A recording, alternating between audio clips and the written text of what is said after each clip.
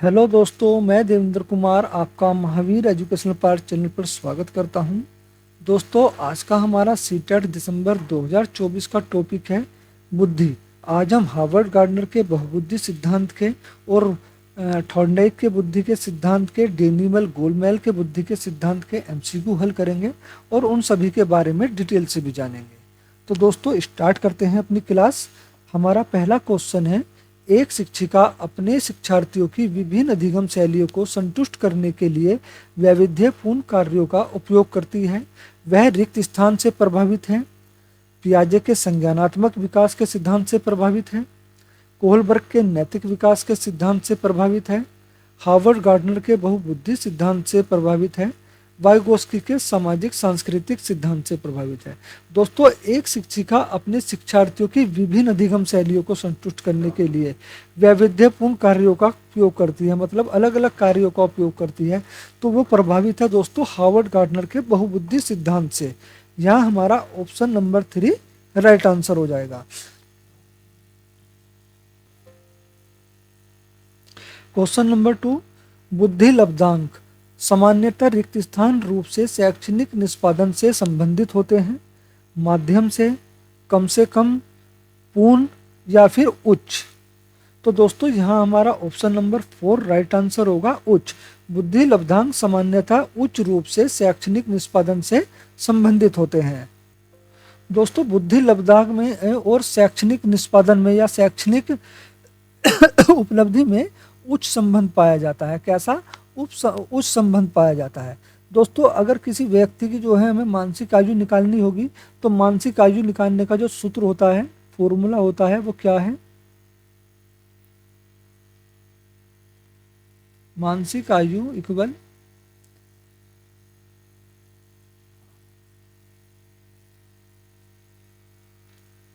मानसिक आयु इंटू 100 वास्तविक आयु अपॉन वास्तविक आयु।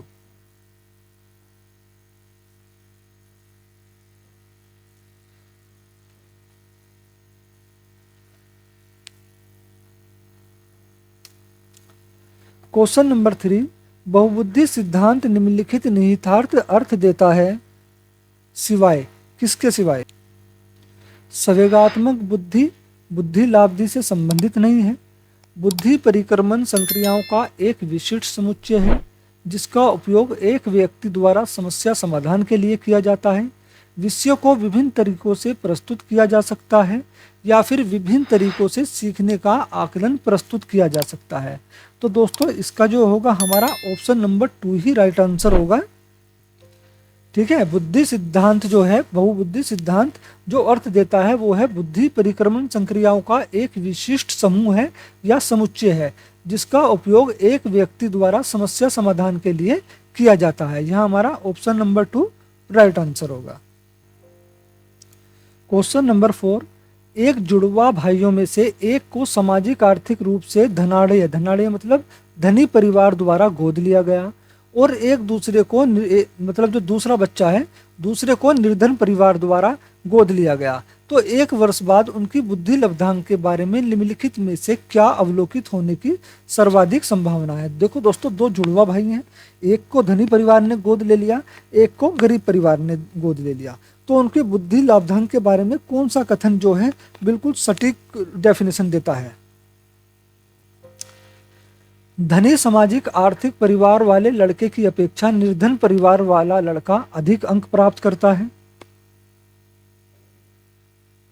सामाजिक आर्थिक स्तर बुद्धि लाभांक को प्रभावित नहीं करता। निर्धन परिवार वाले लड़के की अपेक्षा धनी सामाजिक आर्थिक परिवार वाला लड़का अधिक अंक प्राप्त करता है, या दोनों समान रूप से अंक प्राप्त करेंगे, दोनों जुड़वा हैं। दोस्तों, हमारे ये तीनों ऑप्शन ही जो गलत हो जाएंगे, ठीक है ना। बुद्धि जो होती है वो जन्मजात विशेषता है, ठीक है, जन्मजात विशेषता है और इसका प्रकटीकरण वातावरण पर निर्भर करता है, ठीक है, इस पर वातावरण पर निर्भर करता है। तो सामाजिक आर्थिक स्तर बुद्धि लाभांक को प्रभावित नहीं करता है, भले ही बच्चा कोई से भी समाज से है, उसकी आर्थिक स्थिति कैसी भी हो, तो इससे बुद्धि लाभांक को कोई फर्क नहीं पड़ेगा, ठीक है। ये जन्मजात योग्यता होती है, बच्चा जन्म के साथ ही इसको लेकर पैदा होता है। तो यहाँ हमारा ऑप्शन नंबर 2 राइट आंसर होगा। सामाजिक आर्थिक स्तर बुद्धि लब्धांक को प्रभावित नहीं करता है। 16 वर्षीय बच्चा बुद्धि लब्धि परीक्षण में 75 अंक प्राप्त करता है। उसकी मानसिक आयु रिक्त स्थान वर्ष होगी 15 वर्ष, 12 वर्ष, 8 वर्ष या फिर 14 वर्ष। दोस्तों हमारा यहाँ इसका ऑप्शन नंबर 2 राइट आंसर होगा 12। ठीक है, कितनी होगी उसकी मानसिक आयु? 12 वर्ष होगी।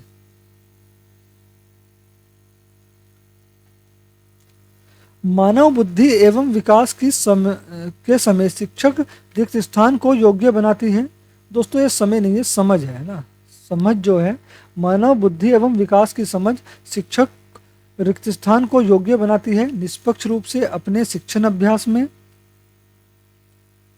शिक्षण के समय शिक्षार्थियों के संवेगों पर नियंत्रण बनाए रखना, विविध शिक्षार्थियों के शिक्षण के बारे में स्पष्टता, शिक्षार्थियों को यह बताने में कि वे अपने जीवन को कैसे सुधार सकते हैं। तो दोस्तों मानव बुद्धि एवं विकास की समझ शिक्षक को विविध शिक्षार्थियों के शिक्षण के बारे में स्पष्टता करने के योग्य बनाती है। यहाँ हमारा ऑप्शन नंबर 3 राइट आंसर होगा। रिक्त स्थान के अतिरिक्त बुद्धि के निम्नलिखित पक्षों को स्टर्नबर्ग के त्रितंत्र सिद्धांत में संबोधित किया गया है। संदर्भगत, अव्ययभूत, सामाजिक या फिर अनुभाविक। दोस्तों यहाँ बात हो रही है स्टर्नबर्ग के त्रितंत्र बहुबुद्धि सिद्धांत के बारे में। दोस्तों स्टर्नबर्ग के त्रितंत्र सिद्धांत में जो है स्टर्नबर्ग ने बुद्धि के 3 पक्ष बताए हैं।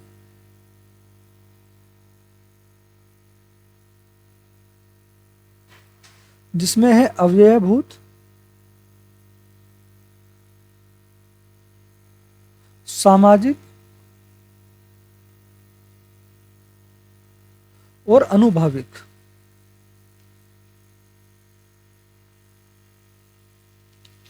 लेकिन संदर्भगत बुद्धि जिसके बारे में स्टर्नबर्ग ने कुछ भी नहीं बताया और ना ही ये उनके बुद्धि के सिद्धांत से किसी भी तरह से संबंधित है। तो यहाँ हमारा ऑप्शन नंबर 1 राइट आंसर हो जाएगा। संदर्भगत के अतिरिक्त बुद्धि के निम्नलिखित पक्षों को स्टर्नबर्ग के त्रितंत्र सिद्धांत में संबोधित किया गया है।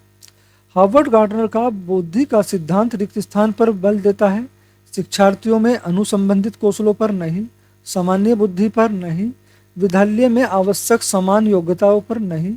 दोस्तों प्रत्येक व्यक्ति की विलक्षण योग्यताओं पर, क्योंकि व्यक्ति में जो है अलग अलग योग्यताएं पाई जाती हैं, उसी के अनुसार हार्वर्ड गार्डनर ने बुद्धि के सिद्धांत का प्रतिपादन किया और बुद्धि को 8 भागों में बांटा। यहाँ हमारा ऑप्शन नंबर 4 राइट आंसर होगा। निम्नलिखित में से कौन सा आलोचनात्मक दृष्टिकोण बहुबुद्धि सिद्धांत से संबंधित नहीं है?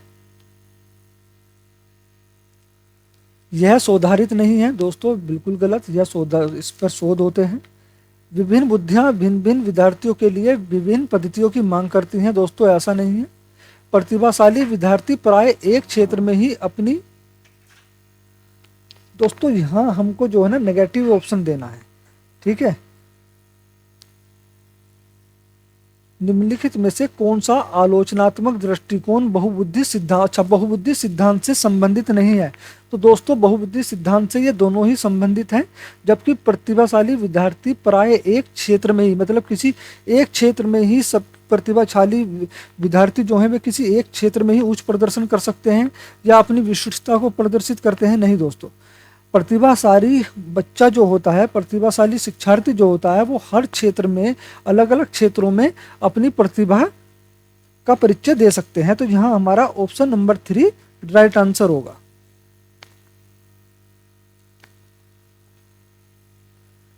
बहुबुद्धि सिद्धांत को वैध नहीं माना जा सकता क्योंकि विशिष्ट परीक्षणों के अभाव में भिन्न बुद्धियों का मापन संभव नहीं है। बिल्कुल, वह सभी 7 बुद्धियों को समान महत्व नहीं देता। दोस्तों ये 8 बुद्धियों के बारे में बताया है बहुबुद्धि सिद्धांत में। यह केवल अब्राहम मैस्लो के जीवन भर के सुदृढ़ अनुभवात्मक अध्ययन पर आधारित है। नहीं, यह सर्वाधिक महत्वपूर्ण सामान्य बुद्धि जी के अनुकूल नहीं है। दोस्तों ये भी नहीं। हमारा ऑप्शन नंबर 1 यहाँ राइट आंसर होगा। विशिष्ट परीक्षणों के अभाव में भिन्न बुद्धियों का मापन संभव नहीं होता। इनमें से कौन सा सिद्धांतकार यह मत स्पष्ट करता है कि बच्चे अपनी बुद्धि व विकास हेतु कठोर अध्ययन करते हैं? वेंडुरा, मैस्लो, स्किनर या फिर पियाजे। तो दोस्तों मैस्लो, यहां हमारा ऑप्शन नंबर 2 राइट आंसर होगा, मैस्लो। क्वेश्चन नंबर 12, निम्न में कौन सा स्टर्नबर्ग का बुद्धि का त्रिस्तरीय सिद्धांत का एक रूप है? व्यवहारिक बुद्धि, प्रायोगिक बुद्धि, संसाधन पूर्व बुद्धि या फिर गणितीय बुद्धि। दोस्तों मैंने अभी स्टर्नबर्ग के बुद्धि का जो त्रिस्तरीय सिद्धांत है उसके बारे में बताया था, है ना। उसके जो स्टर्नबर्ग के बुद्धि के त्रिस्तरीय सिद्धांत में है वो कौन कौन सी बुद्धि थी? अवयवभूत, सामाजिक और अनुभाविक। अनुभाविक मतलब व्यवहारिक। तो यहाँ हमारा ऑप्शन नंबर 1 राइट आंसर होगा, व्यवहारिक बुद्धि। किसने सबसे पहले बुद्धि परीक्षण का निर्माण किया? डेविड वेसलर व अल्फ्रेड बिने ने, चार्ल्स एडवर्ड स्पीयरमैन ने, रॉबर्ट स्टर्नबर्ग ने, या फिर दोस्तों यहाँ शायद मिसप्रिंट हो चुका है, लेकिन फिर भी इसका जो ऑप्शन है वो है दूसरा, option number 2, Charles Edward Spearman. यहाँ हमारा ऑप्शन नंबर 2 राइट आंसर होगा। सबसे पहले जो बुद्धि परीक्षण का निर्माण किया था वो चार्ल्स एडवर्ड स्पीयरमैन ने किया था। निम्न में कौन सा संवेगात्मक बुद्धि से संबंधित नहीं है? याद करना, गतिक प्रक्रमण, विचार करना या समानुभूति देना। दोस्तों इसका यहाँ हमारा ऑप्शन नंबर 4 राइट आंसर हो जाएगा। समानुभूति जो है संवेगात्मक बुद्धि से संबंधित नहीं है। ठीक है, संवेगात्मक बुद्धि का सिद्धांत दोस्तों किसने दिया था? ये दिया था डेनिमल गोलमैन ने। डेनिमल गोलमैन, संवेगात्मक बुद्धि का सिद्धांत। दोस्तों इनके अनुसार बुद्धि जो होती है वो स्थिति के अनुसार होती है। किसमें? स्थिति के अनुसार होती है। जैसे बच्चा जो है घर पर सवाल हल कर लेता है लेकिन स्कूल में जाके शिक्षक के सामने वो बच्चा गलत कर देता है। ठीक है ना। तो बुद्धि जो है स्थिति के अकॉर्डिंग होती है। ये किसने कहा? ये डेनिमल गोलमैन ने कहा। इनमें से कौन सा त्रितंत्रीय सिद्धांत में व्यवहारिक बुद्धि का अभिप्राय नहीं है? पर्यावरण का पुनर्निर्माण करना, केवल अपने विषय में व्यवहारिक रूप से विचार करना, इस प्रकार के पर्यावरण का चयन करना जिसमें आप सफल हो सकते हैं, पर्यावरण के साथ अनुकूलन करना। दोस्तों अभिप्राय नहीं है। ठीक है ना। त्रितंत्रीय सिद्धांत में व्यवहारिक बुद्धि का अभिप्राय नहीं है। तो कौन सा है वो है ऑप्शन नंबर 2। ठीक है, केवल अपने विषय में व्यवहारिक रूप से विचार करना। दोस्तों व्यवहारिक बुद्धि में होता क्या है? व्यवहारिक बुद्धि में पूर्व अनुभव या पूर्व ज्ञान के आधार पर जब समस्या का हल किया जाए तो उसको व्यवहारिक बुद्धि बोलते हैं। ठीक है, जैसे नवीनता, इसके 2 तत्व हैं, नवीनता और परिचालन। जैसे नवीनता, पूर्व ज्ञान से नवीन ज्ञान आएगा, और परिचालन, नवीन ज्ञान का प्रयोग करेंगे। ठीक है, ये क्या है? व्यवहारिक बुद्धि के तत्व हैं। कौन कौन से मैं लिख देता हूं। नवीनता, परिचालन। बुद्धि है सामर्थ्यों का एक समुच्चय, एक अकेला और जातीय विचार नहीं, दूसरों के अनुकरण करने की योग्यता बुद्धि नहीं कहलाती है, एक विशिष्ट योग्यता नहीं। दोस्तों सामर्थ्यों का एक समुच्चय, यहां हमारा ऑप्शन नंबर 1 राइट आंसर होगा। हार्वर्ड गार्डनर का बहुबुद्धि सिद्धांत सुझाता है कि बुद्धि को केवल बुद्धि लाभदी परीक्षा से ही निर्धारित किया जा सकता है। नहीं दोस्तों, गलत ऑप्शन है हमारा ये। शिक्षक को चाहिए कि विषय वस्तु को वैकल्पिक विधियों से पढ़ाने के लिए बहुबुद्धियों को एक रूपरेखा की तरह ग्रहण करे। बिल्कुल। क्षमता भाग्य है और एक अवधि के भीतर नहीं बदलती। दोस्तों गलत ऑप्शन। हर बच्चे को प्रत्येक 8 विषय भिन्न तरीकों से पढ़ाया जाना चाहिए ताकि सभी बुद्धियां विकसित हो सकें। दोस्तों बच्चे में सभी बुद्धियां होती हैं लेकिन विकसित या इनमें परिवक्ता बच्चा जो है एक ही बुद्धि में हो पाता है। तो हमारा ये ऑप्शन भी कट जाता है। तो हमारा ऑप्शन नंबर 2 ही यहाँ राइट आंसर होगा। शिक्षक को चाहिए कि विषय वस्तु को वैकल्पिक विधियों से पढ़ाने के लिए बहुबुद्धियों का एक रूपरेखा तैयार करें। एक बहुबुद्धियों को जो है एक रूपरेखा की तरह ग्रहण करें। बहुबुद्धि सिद्धांत कहता है कि बुद्धि कई प्रकार की हो सकती है। पेपर पेंसिल परीक्षण सहायक नहीं होता। प्रभावी अध्यापन के द्वारा बुद्धि बढ़ाई जा सकती है, बुद्धि तेजी से बढ़ाई जा सकती है। दोस्तों बुद्धि जो है, पहले तो ये जान लीजिए, बुद्धि जन्मजात होती है, ठीक है। बुद्धि जन्मजात होती है, इसको ना तो कोई इसी तरह से तेजी से बढ़ाया जा सकता है, ना ही प्रभावी अध्यापन के द्वारा बढ़ाया जा सकता है, ठीक है। यह जन्मजात होती है, बच्चा इसको जो जन्म से लेके ही पैदा होता है, ठीक है। हमारा ये तीनों ऑप्शन कट जाते हैं, तो बुद्धि कई प्रकार की हो सकती है। यहाँ हमारा ऑप्शन नंबर 1 राइट आंसर होगा। दोस्तों वो बहुबुद्धि सिद्धांत के अनुसार बुद्धि जो है कितने प्रकार की होती है, कौन कौन सी होती है? उसमें पहली होती है भाषाई बुद्धि। भाषाई बुद्धि, तार्किक बुद्धि, स्थानिक बुद्धि, गतिक बुद्धि, अंतर्वैयक्तिक बुद्धि, संगीतीय बुद्धि,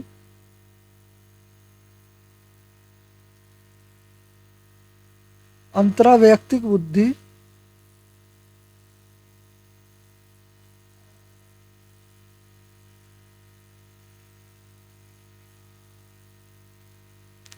वैयक्तिक, अंतरावैयक्तिक बुद्धि, प्राकृतिक बुद्धि,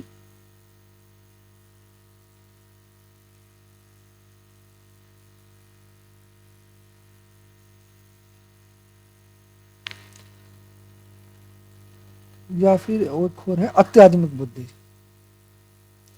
आध्यात्मिक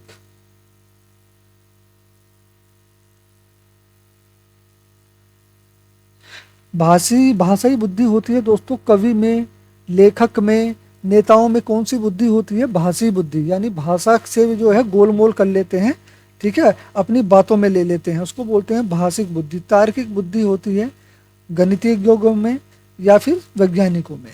स्थानिक बुद्धि होती है मूर्तिकारों में, मिस्त्रियों में, जो राजमिस्त्री होते हैं, जो घर का नक्शा बनाने वाले होते हैं, ठीक है, इनमें क्या होती है? इनमें स्थानिक बुद्धि होती है। गतिक बुद्धि होती है पायलट में या फिर चालक में। अंतर्वैयक्तिक बुद्धि, जो अपनी बातों से कन्विंस कर ले, अपनी बातों को मनवा ले, जैसे सेल्समैन, बीमा एजेंट, इनमें अंतर्वैयक्तिक बुद्धि होती है। संगीतीय बुद्धि, गाना गाना जिसको पसंद हो, ठीक है, जिसकी म्यूजिक में रुचि हो, संगीतकार, ठीक है, संगीतकार या फिर गीतकार, इनमें कौन सी बुद्धि होती है? संगीतीय बुद्धि। अंतरावैयक्तिक बुद्धि, जिस आदमी में मौके के अनुसार ढलने की शक्ति हो, जैसे शिक्षक, इनमें कौन सी बुद्धि होती है? अंतरावैयक्तिक बुद्धि। प्रकृतिकवादी बुद्धि, जिनको प्रकृति से प्यार हो, जैसे माली या फिर खगोल विज्ञानी, ठीक है, प्राकृतिक जो होते हैं, पेड़ पौधों से संबंधित जिनको प्यार हो, पेड़ पौधों के प्रति संवेदनशील हो, उनमें कौन सी बुद्धि होती है? प्रकृतिवादी बुद्धि होती है। जैसे विज्ञानी या फिर भौतिक विज्ञानी भी कह सकते हैं, इनमें भी प्रकृतिवादी बुद्धि होती है। आध्यात्मिक बुद्धि, मौलवी में, पुजारियों में, पादरियों में, इनमें आध्यात्मिक बुद्धि पाई जाती है। बुद्धि के बारे में निम्नलिखित कथनों में से कौन सा सही है? बुद्धि अनुभव के परिणाम के रूप में व्यवहार में एक अपेक्षाकृत स्थायी परिवर्तन है। बुद्धि एक अनुमानसिक विशेषज्ञ है जिसमें मानसिक गतिविधियां जैसे स्मरण एवं तर्क शामिल हैं। नहीं दोस्तों, और बुद्धि में जो है अपेक्षाकृत स्थायी परिवर्तन भी नहीं हो सकता है, ये भी गलत है।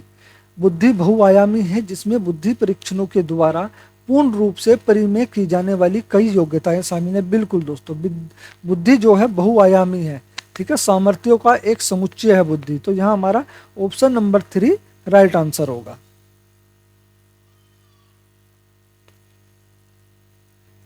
क्वेश्चन नंबर 20, निम्नलिखित कथनों में से कौन सा बुद्धि के बारे में सही है? बुद्धि बहुआयामी है तथा जटिल योग्यताओं का एक समूह है। बिल्कुल। बुद्धि एक निश्चित योग्यता है जो जन्म के समय ही निर्धारित होती है। बुद्धि को मानकीकृत परीक्षणों के प्रयोग से सटीक रूप से मापा एवं निर्धारित किया जा सकता है। दोस्तों, नहीं किया जा सकता निर्धारित।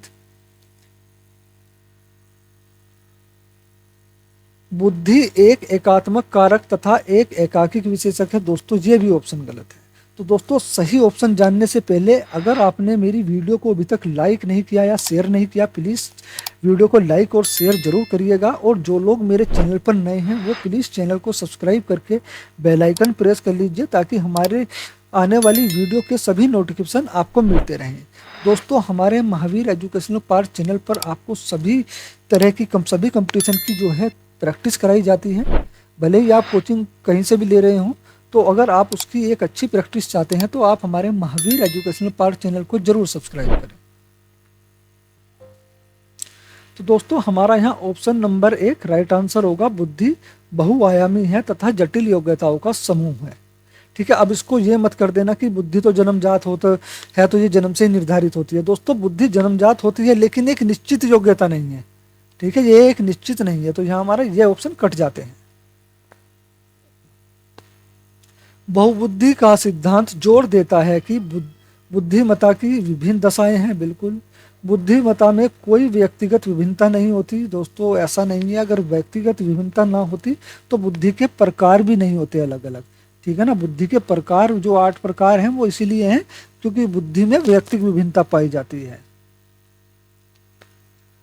बुद्धि लाब्धि केवल वस्तुनिष्ठ परीक्षणों द्वारा ही मापी जा सकती है। नहीं दोस्तों, एक आयाम में बुद्धिमत्ता अन्य सभी आयामों में बुद्धिमत्ता निर्धारित करती है, ये भी नहीं। तो हमारा ऑप्शन नंबर 1 ही यहाँ राइट आंसर होगा। निम्न में से किसने सामान्य बुद्धि के विचारों को नकारा और बुद्धि को अनेक विशिष्ट संसाधन प्रसंक्रियाओं के पदों के रूप में परिभाषित किया? Alfred beneath, Charles Spearman, Theodore Simon या फिर हार्वर्ड गार्डनर? तो दोस्तों हमारा यहाँ इसका जो ऑप्शन नंबर 4 राइट आंसर होगा, हार्वर्ड गार्डनर। रिक्त स्थान बुद्धि कौशल उस कौशल की ओर संकेत करता है जो दूसरों की मनोदशाओं, स्वभाव और आशय को पहचानते हैं तथा उन पर उपयुक्त प्रतिक्रिया देता है। दोस्तों जो व्यक्ति दूसरों की मनोदशाओं, मन की बातों को जान ले, उसके व्यवहार, उसके स्वभाव को जान ले, तो उस व्यक्ति में कौन सी बुद्धि होती है? अंतर्वैयक्तिक बुद्धि होती है, अंतरावैयक्तिक बुद्धि होती है, स्थानिक बुद्धि होती है, या फिर तार्किक या गणितीय बुद्धि होती है? दोस्तों स्थानिक बुद्धि जो होती है वो मूर्तिकार में होती है, मैंने बताया अभी। मूर्तिकार में या फिर राजमिस्त्रियों में, जो लोग चिनाई का काम करते हैं, नक्शा बनाने वालों में,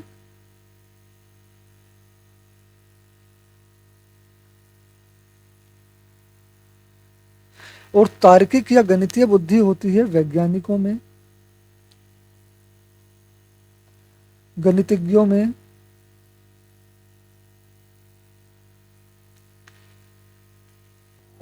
अंतरावैयक्तिक बुद्धि होती है जो मौके के अनुसार ढल जाए, मौके के अनुसार ढल जाए, उसमें कौन सी बुद्धि होती है? अंतरावैयक्तिक। तो दोस्तों जो व्यक्ति अपनी बात से लोगों को कन्विंस कर ले, मनवा ले, जैसे मतलब देखो मनवा कौन लेता है अपनी बात से? ठीक है, अपनी बात से दूसरे व्यक्ति को राजी कौन कर लेता है? जो सामने वाले व्यक्ति के व्यवहार को जान जाता है, उसके मन की बातों को जान जाता है, वही अपनी बातों से सामने वाले व्यक्ति को अपनी बातों में उलझा सकता है। तो ऐसे व्यक्ति में अंतर्वैयक्तिक बुद्धि होती है। यहाँ हमारा ऑप्शन नंबर 1 राइट आंसर होगा। नीता सभी प्रकार के जानवरों, पौधों, धातु और खनिजों की पहचान और वर्गीकरण कर सकती है। हार्वर्ड गार्डनर के बहुबुद्धि सिद्धांत के अनुसार वह कौन सी बुद्धि का प्रदर्शन कर रही है? अंतर्वैयक्तिक बुद्धि, प्रकृति बुद्धि, भाषाई बुद्धि, अंतर्वैयक्तिक बुद्धि? दोस्तों अंतर्वैयक्तिक बुद्धि मैंने बताया अभी, है ना, जो अपनी बातों से कन्विंस कर ले, जो दूसरों की मनोदशाओं को समझ ले। भाषाई बुद्धि नेताओं में होती है, ठीक है, और लेखकों में भी जो होती है भाषाई बुद्धि होती है। प्रकृतिवादी बुद्धि, दोस्तों जिनको पेड़ पौधों से प्यार हो, भूगोल से प्यार हो, अपनी ज़मीन अपनी मट्टी से प्यार हो, खनिज धातुओं से प्यार हो, या फिर उनके बारे में ज़्यादा जानकारी रखता हो, उसमें कौन सी बुद्धि होती है? प्रकृतिवादी बुद्धि होती है। तो यहाँ हमारा ऑप्शन नंबर 2 राइट आंसर होगा, प्रकृतिवादी बुद्धि। हार्वर्ड गार्डनर के बहुबुद्धि के सिद्धांत के अनुसार निम्नलिखित में से किसका प्रयोग दृष्टिगत जगत को सही तरह के अनुभव करने की योग्यता और अपने आरंभिक अनुभवों में परिवर्तन लाने की योग्यता के लिए किया जाता है? शारीरिक गति बोधन विज्ञान बुद्धि, स्थानिक बुद्धि, तार्किक गणितीय बुद्धि या फिर अंतर्वैयक्तिक बुद्धि? दोस्तों, दृष्टि जगत को सही तरह से अनुभव करने की योग्यता और अपने आरंभिक अनुभवों में परिवर्तन मतलब मौके के अनुसार ढलने की जो योग्यता होती है, ठीक है, वो किस में होती है? अंतरावैयक्तिक में। दोस्तों, ये अंतर्वैयक्तिक नहीं है, ये अंतरावैयक्तिक बुद्धि है। ठीक है, यहाँ हमारा ऑप्शन नंबर 4 राइट आंसर होगा। एक नवीन परिस्थिति में दूसरों की तुलना में अधिक अपसारी चिंतन करने वाले व्यक्ति किस प्रकार की बुद्धि के वर्गीकरण में है?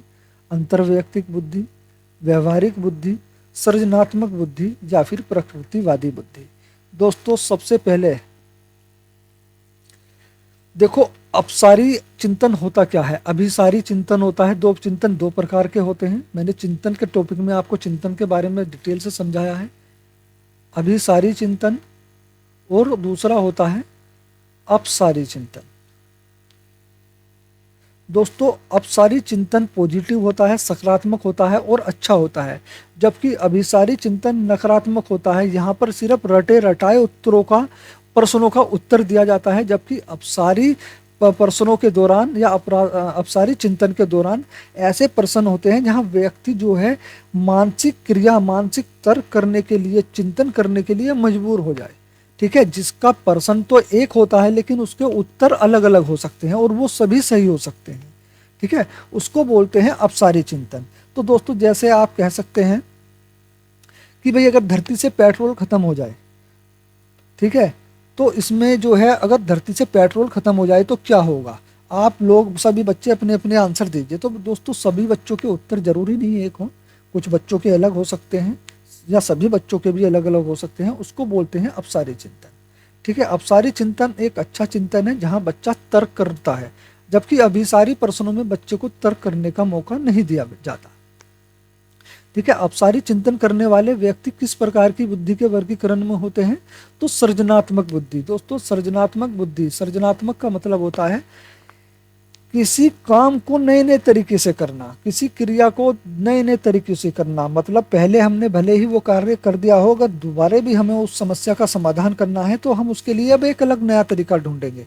इसको बोलते हैं सृजनात्मक बुद्धि, यानी तर्क करेंगे। और अपसारी चिंतन और सृजनात्मक बुद्धि, इन दोनों में तर्क किया जाता है। तो यहाँ हमारा ऑप्शन नंबर 3 राइट आंसर होगा।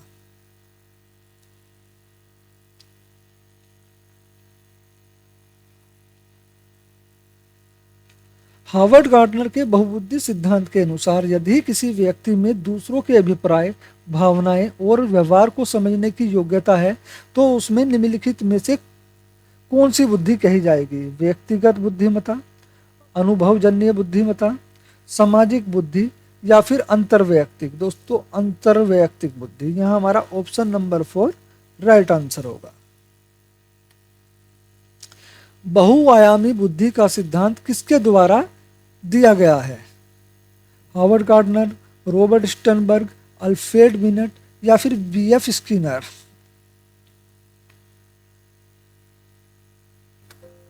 दोस्तों, बहुबुद्धि सिद्धांत को जो दिया है वो हार्वर्ड गार्डनर के द्वारा दिया गया है। यहाँ हमारा ऑप्शन नंबर 1 राइट आंसर होगा। किस विचारक ने इस बात को नकारा है कि बुद्धि एकल इकाई है और कई पृथक स्वतंत्र बुद्धियों का सिद्धांत प्रतिपादित किया है? जीन पियाजे ने, हार्वर्ड गार्डनर ने, वाइगोस्की ने, कोहलबर्ग ने? तो दोस्तों, हार्वर्ड गार्डनर ने इस बात को नकारा है कि बुद्धि एकल इकाई है। ठीक है, बुद्धि एकल इकाई नहीं है बल्कि समुच्चयों का समूह है, अलग अलग योग्यताओं का समूह है।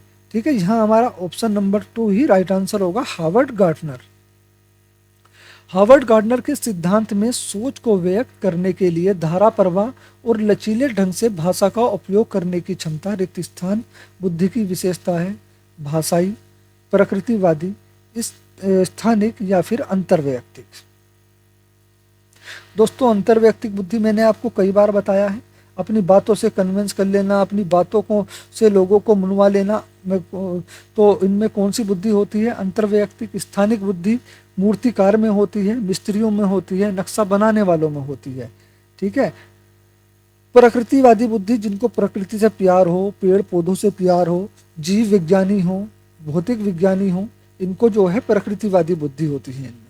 ठीक है। लेकिन जो अपने विचारों की अभिव्यक्ति कर दें, धारा प्रवाह मतलब बिना रुके लचीले ढंग से भाषा का उपयोग कर दें, एक अच्छे तरीके से अपने विचारों की अभिव्यक्ति कर दें, तो उनमें कौन सी बुद्धि होती है? भाषाई बुद्धि होती है। यहाँ हमारा ऑप्शन नंबर 1 राइट आंसर होगा, भाषाई बुद्धि। हार्वर्ड गार्डनर के अनुसार निम्नलिखित में से कौन सा कथन सही है? बुद्धिमत्ता को परिपोषित व विकसित नहीं किया जा सकता। बिल्कुल सही जवाब तो नहीं है दोस्तों, पर ये ऐसा नहीं है। बुद्धिमत्ता यानी बुद्धिमत्ता को परिपोषित किया जा सकता है और विकसित भी किया जा सकता है, तो हमारा ये ऑप्शन जो कट जाता है। हर व्यक्ति में विविध प्रकार की बुद्धिमत्ताएं होती हैं। हाँ, ये सही है, पर अपने और भी ऑप्शन देख लेते हैं। उपलब्धि बुद्धिमत्ता का सफल पैमाना है। एक खास वर्ग के व्यक्ति दूसरे वर्गों के व्यक्तियों से ज्यादा बुद्धिमान होते हैं। दोस्तों नहीं, बुद्धि का वर्गों के साथ कोई भी संबंध नहीं होता। बुद्धि जो है जन्मजात विशेषता होती है, और हर व्यक्ति में एक कोई ना कोई पर किसी ना किसी प्रकार की बुद्धि जरूर होती है। तो हमारा ऑप्शन नंबर 2 ही यहाँ राइट आंसर होगा। हर व्यक्ति में विविध प्रकार की बुद्धिमत्ताएं होती हैं। रेणु एक विद्यालय में परामर्शदाता है।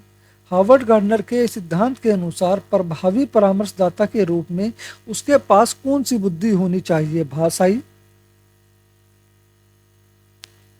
स्थानिक, पारंपरिक या अंतर्वैयक्तिक? अंतर्वैयक्तिक।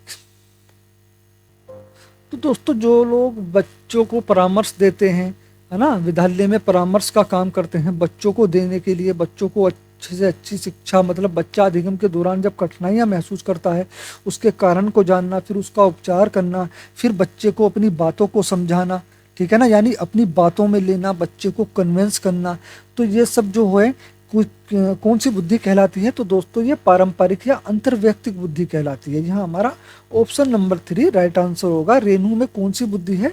पारंपरिक या अंतर्वैयक्तिक बुद्धि है। बुद्धि लाब्धी परीक्षणों की आलोचना प्राय क्यों की जाती है?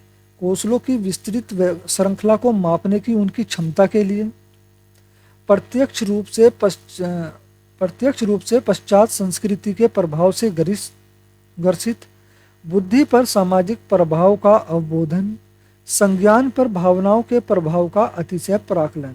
तो दोस्तों, हमारा इसका ऑप्शन नंबर 2 राइट आंसर होगा। बुद्धि की जो बुद्धि लाब्धी परीक्षणों की आलोचना की जाती है, वो प्रत्यक्ष रूप से पश्चात संस्कृति के प्रभाव से ग्रसित होने के कारण की जाती है। हार्वर्ड गार्डनर के सिद्धांत के अनुसार जो विद्यार्थी दूसरों की भावनाओं, मनोदशाओं और इरादों को अच्छी तरह से समझ पाते हैं, उनमें किस प्रकार की बुद्धि का उच्च स्तर होता है? दोस्तों, अंतर्वैयक्तिक। ठीक है ना, कितनी अंतर्वैयक्तिक। यहाँ हमारा ऑप्शन नंबर 1 ही राइट आंसर होगा। हार्वर्ड गार्डनर के बुद्धि संकल्पना के अनुसार निम्न में से कौन सा कथन सही है? बुद्धि लाब्धी किसी व्यक्ति के भविष्य में सफल होने की संभावना का सबसे सटीक अनुमान है? दोस्तों नहीं, बुद्धि लाब्धी से बच्चे के भविष्य की भविष्यवाणी नहीं की जा सकती। बुद्धि वातावरणीय कारकों द्वारा प्रभावित नहीं होती? बिल्कुल होती है दोस्तों। व्यक्तियों में विभिन्न प्रकार की बुद्धियों के विभिन्न स्तर पाए जाते हैं। हाँ दोस्तों, हार्वर्ड गार्डनर के अनुसार हर व्यक्ति में जो है, हर व्यक्ति में तो नहीं कह सकते, लेकिन व्यक्तियों में विभिन्न प्रकार की बुद्धियों के विभिन्न स्तर जरूर पाए जाते हैं। तो हमारा यही राइट होगा, पर अपने ऑप्शन नंबर 4 को भी देख लेते हैं। बुद्धि के सामूहिक परीक्षण विद्यार्थियों के बुद्धि स्तर मापने का सर्वोत्तम जरिया है। दोस्तों गलत। ठीक है, हार्वर्ड गार्डनर के अनुसार हमारा ऑप्शन नंबर 3 ही राइट आंसर होगा। हमारा आज का अंतिम क्वेश्चन है, लास्ट क्वेश्चन है दोस्तों 36। निम्न में से किस प्रकार की बुद्धि का वर्णन हार्वर्ड गार्डनर के द्वारा किया गया है? सामान्य बुद्धि, भाषाई बुद्धि, भौतिक बुद्धि या फिर विशिष्ट बुद्धि? तो दोस्तों, हार्वर्ड गार्डनर के द्वारा जिस बुद्धि का वर्णन किया गया है या जिस बुद्धि के बारे में बताया गया है, वो है भाषाई बुद्धि। हमारा यहाँ ऑप्शन नंबर 2 राइट आंसर होगा, भाषाई बुद्धि। भाषाई बुद्धि किसमें होती है? नेताओं में। लेखकों में, उपन्यासकारों में,